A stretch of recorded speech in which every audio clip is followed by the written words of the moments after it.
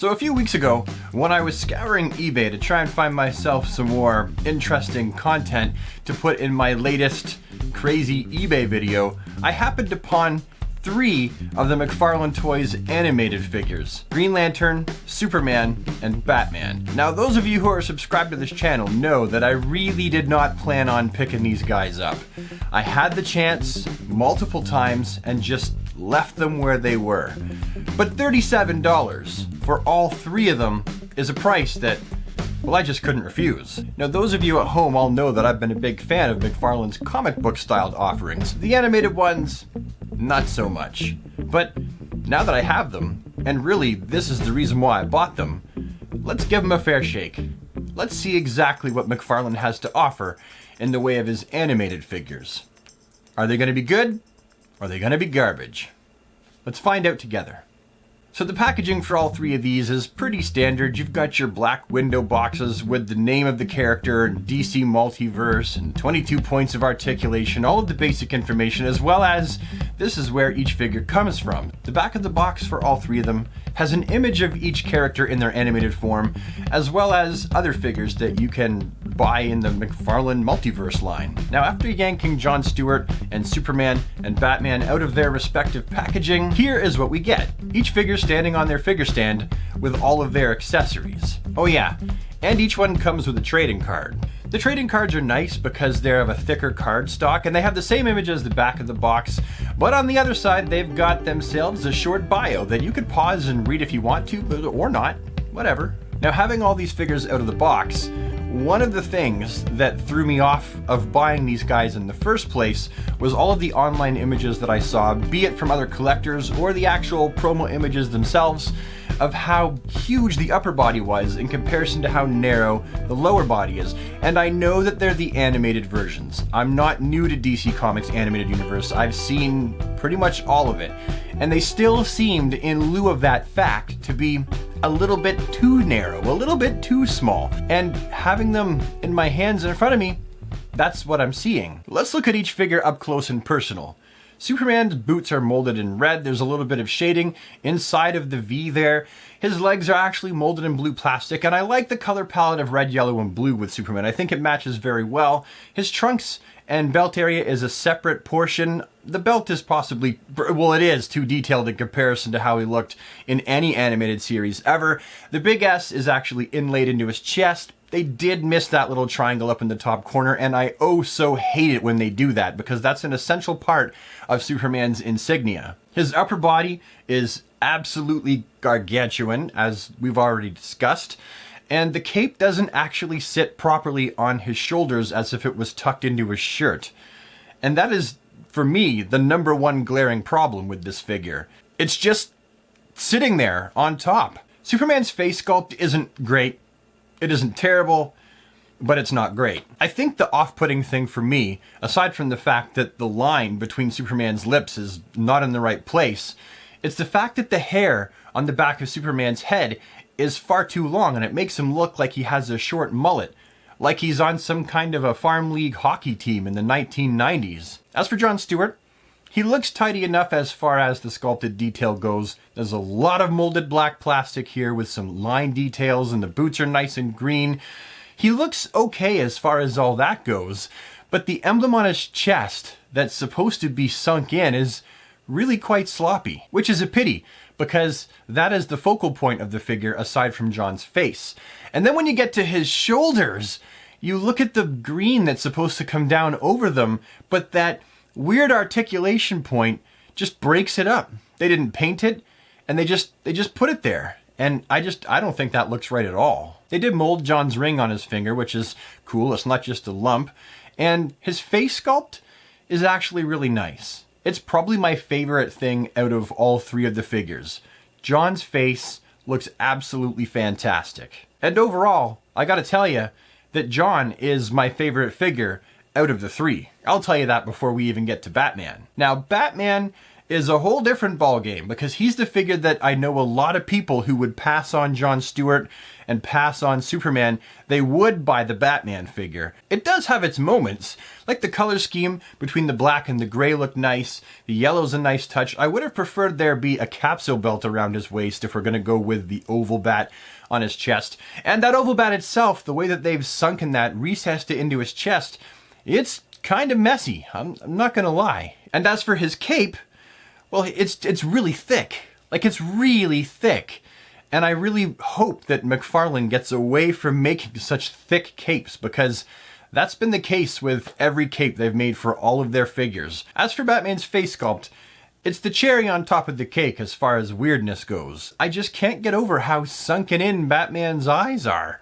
Those lenses are so far down that I feel like if they had made the eyes out further, it would have looked better, but the cowl is so thick that it's hard to see his eyes properly without them being in shadow. And I feel like that actually takes away from the figure. I feel like those white lenses really need to stand out to make the face sculpt pop. But I do like the overall color scheme of the figure, the blue inside the cape. I like the sculpting of the gauntlets. I like the figure, I just don't like the figure. Now, each figure also comes with their own accessories.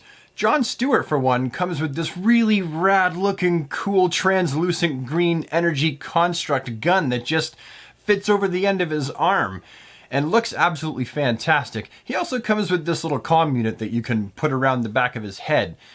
But the gun is definitely the coolest part. Okay, Super Friends, it's been a couple days since I recorded the bulk of this video, and I'm just down here taking all of the still shots where the figures are posed that I play typically over the end of the video. And I want you to see what happened when I took off John's green energy construct gun.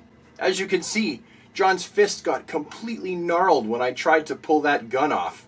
And truth be told, it was kind of difficult to get it on there. You really had to sort of force it on. And then as I'm pulling it off, I'm like, oh no, this is going to damage it. And I really tried gingerly to not wreck the paint. But as you saw, that's something that if you buy this figure, you're going to have to look out for. Damage to the figure when you pull off his accessory. Superman, on the other hand, actually comes with 2 extra hands that are open for gripping and a steel girder that looks like he's just clobbered someone over the top of the head with it, because it has the perfect indent of someone's head.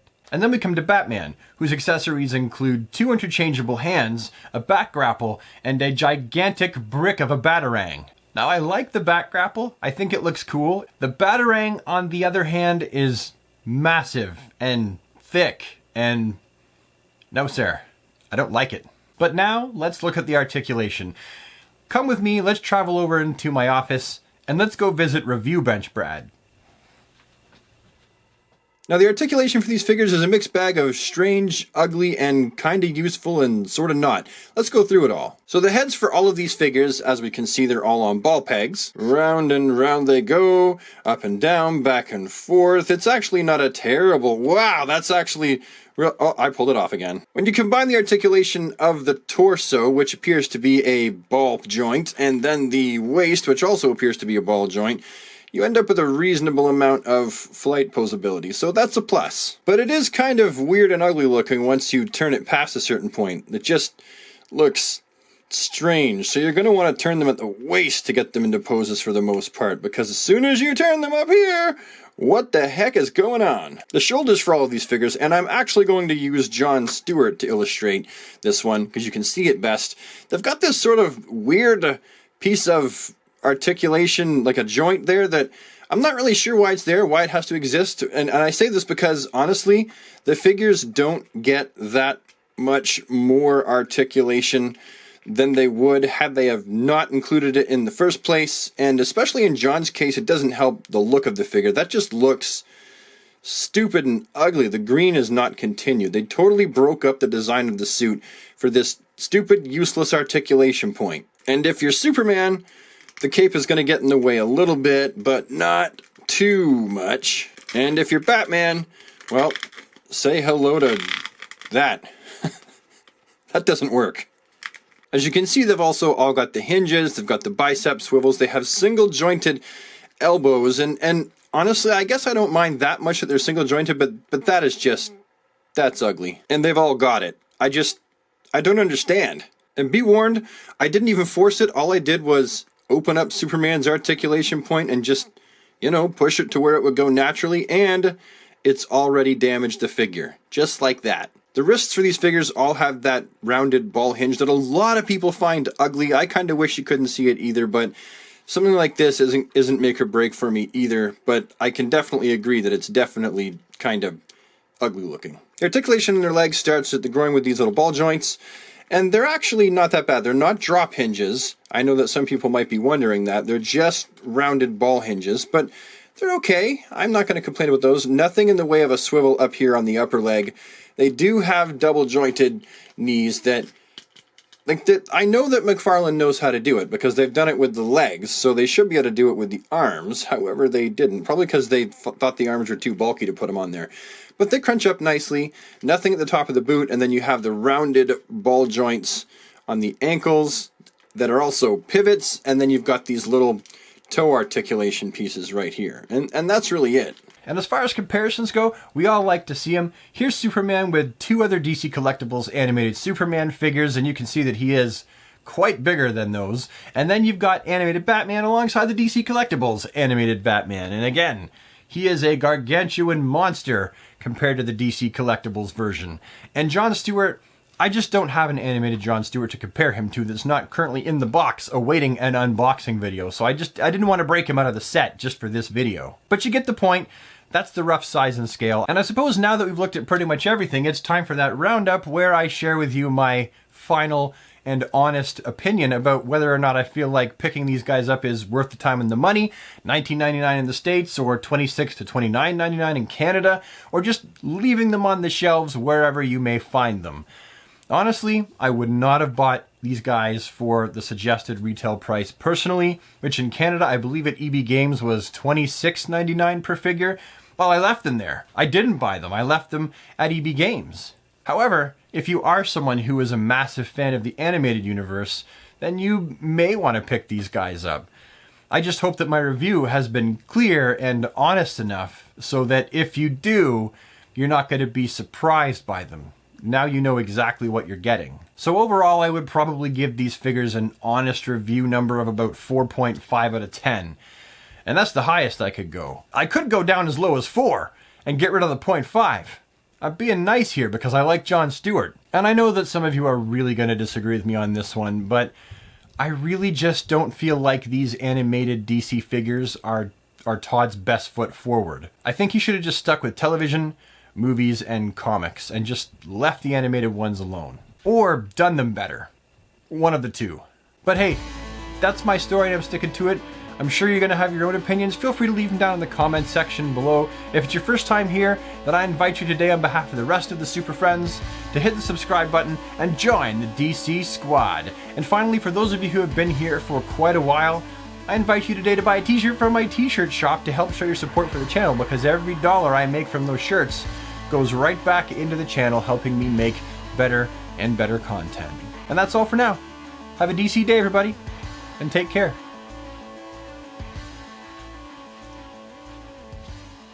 I don't know where I was gonna go. It's like the cool thing to like walk away, you know, when you're done.